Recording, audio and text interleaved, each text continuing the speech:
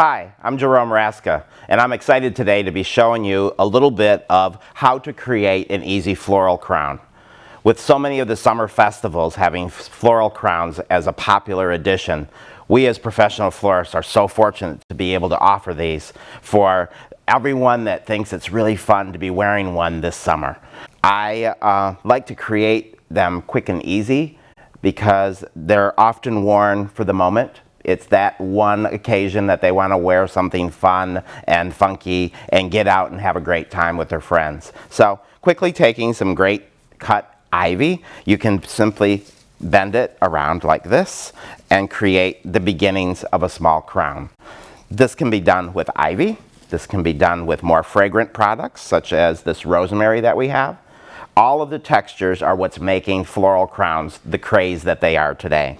So I use a little bit of bullion wire and simply take a piece of the bullion wire and attach the beginning base of the ivy ring that will become the foundation of the crown, if you will. I'm simply binding it together here with some of that bullion wire to create a very loose and unkept look. You don't want to make it too structured because that's part of the beauty of the floral crowns. Then simply taking some of the additional rosemary products that you can also easily twine into the foundation. Simply putting it in like that, laying it onto the ivy, and then wiring it in place. As I said, you don't want anything looking too contrived or too perfect, so to have it extending out a little bit is actually absolutely fine. What I like about mixing the textures of the rosemary and the ivy is that it adds a little bit more substance, and the rosemary, being a thicker stem, makes it a little bit more durable.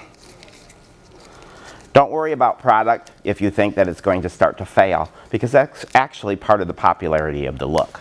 So some of the product, such as the ivy, once it's out into the warmer weathers of an outdoor festival perhaps, will start to droop and hang, but that's part of the finished product beauty.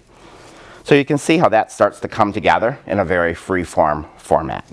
At that point, you can start to take some of your floral cold glue, using a wrapper from one of your floral products. I use that as a base so that you can simply dip your product into it and then start to adhere it into your wreath form. These little hypericum berries work great. You know, what's great about doing the floral crowns is that you can use products that you might not normally think to use, such as the little delphinium florets that work great to just adhere in. And you can see how they start to come together to create a fun look. You and I both know that that delphinium bloom is not going to stay as lush and beautiful as it is forever. However, once it starts to dry, it'll still be a beautiful texture that's there in that place. And that's what is so popular about these looks. Floral crowns are not new. They date all the way back to ancient history. However, they certainly have come back into popularity. I also like to use some fun products that maybe folks haven't become quite so familiar with, such as this hanging amaranthus, by simply adding a few pieces of that in as well. When it hangs onto the down, it adds a nice romantic draping effect. Floral crowns can be very fun, and you can see how with all the textures what it can end up to be like. It's a beautiful look, and when placed upon the head, perhaps this just off to the right, it's a beautiful look from both looking down on it and as well as when it starts to dry, it'll be a lush, beautiful finished product as well. Try to show some of these to your customers and wear them to the next festival you go to. Why not add a little bit of fun to your summer festivals by using a floral crown? As I said, my name is Jerome Raska, and I'm excited, and I hope that you get to use this. And if you do make a floral crown, send us some photos. We'd love to see them.